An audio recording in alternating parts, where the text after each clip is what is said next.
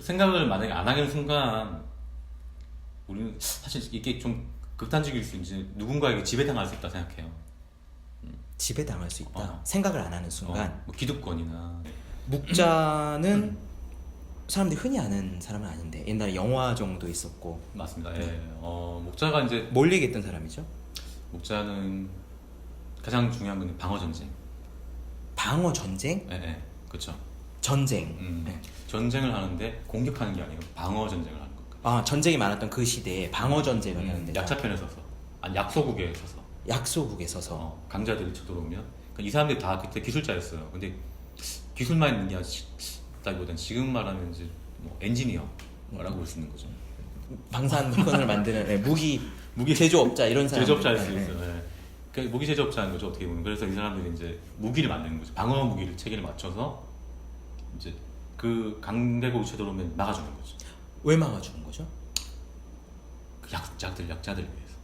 그 그러면은- 목표는 어떻게 보면 이 사람도 정치적인 거죠. 아, 목표는 똑같이 아까 얘기했던 것처럼 혼란스러운 사회를 이제 해결하고 평화를 구축하기 위해서 맞아요. 예, 평화 구축하기 위해서. 약자 편에서 싸워주면은 맞습니다. 전쟁이 더 안 맞아요. 일어나니까 그래서 지금. 네, 맞아. 그 전쟁을 막 가장 중요한 게 전쟁이잖아요. 그럼 묵자는 어느 나라 소속이었어요? 자의 나라 소속이 있나요? 소속이기보다 이 사람은 약간의 묵자라는 집단? 약간 집단인 거죠. 약간 지금 현재 말하면 용병에 가깝죠. 용병 집단처럼 자기들끼리 묵자 집단이 있고 네, 맞아요. 약소국이 침략 당하는 나라를 가서 도와줬다는 이전에 얘기예요. 군대 조직이 있었던 거예요. 군대 조직? 그래서 네. 그 윗사람한테서 절대적 복종이 있었어요. 진짜. 아, 묵자는 그러면은 공자, 맹자는 사람이잖아요. 음. 그럼 묵자는 묵자가 사람이에요? 목자는 사람이고 묵자는 사람이고. 그래서 묵가라고 묵가. 그 요 집가를 쓸 때 그 가. 예. 가라는 게 이제 집가라기보다는 이제 그 어떤 집단을 말 아니면 네. 그 사상가를 따르는 사람들 자는 우리가 왜 스승 얘기할 때 공자, 맹자 그 존칭이 존칭이고, 그럼 묵자는 그 스승이 있고 그 사람을 따르는 무리를 가 묵가. 그래서 유가도 있고 도가도 있고 네. 묵가도 있고 법가도 있고 이런 형태인 거죠. 그래서 목자가 제일 중요시했던 게 겸해라고 해서 두루 사랑이라 겸애. 보편적 사랑. 보편적 사랑. 이게 좀 어렵긴 한데 차별을 두지 말고 이 사람 그러니까 사실 이런 거죠. 그러니까 육아의 출발은 뭐냐면 나랑 가장 가까운 사람, 가족. 그렇죠. 뭐 그렇죠. 공자 우리 가족 제사 지내고 친인척, 네, 맞아. 친인척. 네. 거기 출발하는데 그러니까 그게 그 사람들을 대하듯이 타인을 대하라라는 게 이제 공자의 기본적인 사상인 거예요. 우리 가족을 대하듯 남도 그쵸. 대하라. 그쵸, 맞아. 이게 공자의 얘기다. 기본적인 가족은 사랑하니까. 그 사랑을 좀 확대시켜라. 오케이. 네. 이게 이제 공자의 얘기고. 그러니까 육아의 기본적인 사상. 육아의 기본 사상이고. 그럼 일단 가까운 거랑 먼 거 친소는 있는 거네요. 그렇죠. 기본. 네. 맞아요. 근데 목자는 그래 이제 목자 비판이 공자인 거예요. 아니 그러면 나는 안 친한 사람은 배제시켜? 제거도 돼? 이게 문제 생기는 거죠. 출발부터 일단 그런 생각 갖고 있으면은 문제가 계속 있다. 실제로 전쟁도 그렇잖아요. 그렇지. 뭐 나랑 머니까 침략하고 뺏어 먹고 이러는 거지. 근데 이 사람 뭐 잘못이 있어? 어떤 없지, 말이에요? 그치. 예. 최근 우크라이나 러시아 전쟁도 그렇잖아. 키우에서 태어난 거지 이게. 그냥 모스크바에서 태어난 게 아니라. 네. 그리고 러시아 전 군인들도 사실 태어난 게 그냥 러시아인 거지. 그래서 묵자는 차별을 하지 말고 보편적인 사랑을 해라. 그 보편적인 건 이 사람도 다 그냥 똑같이 대하라는 거지. 똑같이 대해라. 그게 맞는 거야. 똑같이 대. 그러니까 보편적이라는 건 너나 나나 모두에게 적용될 수 있는 거. 이 얘기를 하는 거. 그럼 겸애가 애가 사랑할 때 그예요. 맞아. 그러면 당신은 사랑받기 위해 태어난 그래서 그거랑 이 책에서도 이제 예수님이랑 비교를 해요. 예수님 묵자. 보편적 사랑 모두를 사랑하라는 모두를 것과 근데 예수님은 종교적인, 네. 목자는 정치적인 거고. 예수님은 기사대 한대 맞으면 이쪽도 안 되고. 그렇죠. 이쪽 뺨 되라 그랬고. 근데 목자는 그게 아니라 전쟁. 그러니까 예수님은 사랑으로 해서 전쟁하라는 얘기 안 하잖아요. 그렇죠. 네. 근데 목자는 전쟁해라. 대신 방어를 위해 전쟁을 해라. 방어를 위해서. 그러니까 사랑은 하되 침략해오면 막아라. 그 굉장히 적극적으로 활동을 한 거네요. 엄청 활동가고 굉장히 현실적인 사람인 거죠. 그러니까 그 20세기에 뭐 쿠바의 혁명가였던 체 게바라 체계바라. 같은 사람이라고 볼 수 네네. 있습니다. 네. 사실은 뭐 그 지도자라는 사람들은 사실 뒤에 있잖아요. 그렇죠. 그리고 네. 그냥 죽는 사람 저 앞에서 죽고 그치. 있지, 그지? 예. 근데 목자는 그게 아니라 이제 그 체계를 구축해서 내가 직접 그 군사 집단을 구축해서 실제로 전쟁을 가서 뛰어주고 그렇죠.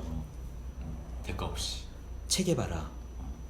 그렇게 생각하니까 또 느낌이 다르네요. 이게 우리가 철학이라고 맞아요. 할 때는 되게 2000년 전 얘기 이렇게 하는데 사실 요즘도 그렇게 생각하고 그렇게 실천하는 사람들과 맥이 다 있는 맞아요. 거잖아요. 네. 중국 같은 경우는 20세기 들어와서 이제 목차 사상을 좀 이렇게 막 적용시켜서 공산주의에 적용시킨 게 돼요. 어떤 점에서요? 일단 차별 없이. 그렇죠. 공산주의니까. 공산주의니까. 아니 뭐 똑같이 먹고 똑같이 먹고. 공동 생산, 공동 구매하고. 맞아. 예. 그 부분에서. 딱 맞아 떨어지네. 그리고 절용이라는 말이 아껴라. 절용. 절용. 아, 우리 아껴 써라. 네. 그러니까 똑같이 분배하고 나누고 음. 아껴 쓰고 그리고 기술 개발. 동시에 기술 개발. 어, 그래서 파이를 키우자. 그렇죠. 키워서 똑같이 나눠갖자. 그런 부분에서 그래서 이제 그 한참 뒤에 묵자 뭐 영화도 나오고 이런 것들이 다 이제 그 20세기 중국 이제 공산주의 들어오면서 약간 이걸 이렇게 키우는 중인 거예요. 아, 묵자를 좀 이렇게 띄워주고 이런 방향으로 우리가 나가야 된다. 맞습니다. 네, 맞아요. 지금 이렇게 이야기를 들어보니까 네. 저게 2000년 전 얘기지만 동시에 지금도 이제 그렇게 사는 사람들과 맥이 다 있고 맞습니다. 메시지가 지금도 굉장히 유용하고 네, 네. 그러면은 앞으로도 유용할 수 있는 거잖아요. 2000년 동안 계속 네, 유용해 그렇죠. 왔으니까. 근데 이 와중에도 미래에도 철학이 쓸모가 있다면은 어떤 쓸모가 있을까요?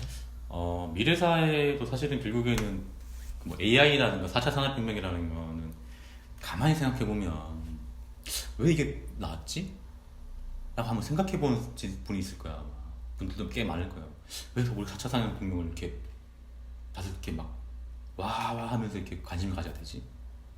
근데 생각해 보면 4차 산업혁명 없어도 사는데 문제 없거든. 지금의 문명 수준만 가지고도. 근데 관심 가지는 거예요. 그게 뭐냐, 결국은 제가 봤을 때는 자본주의 발전의 한 측면이다 생각하거든요.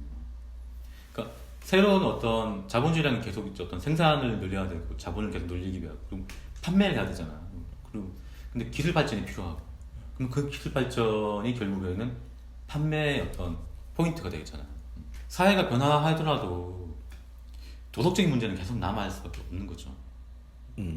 정치적인 문제가 남아있을 수밖에 없고. 네.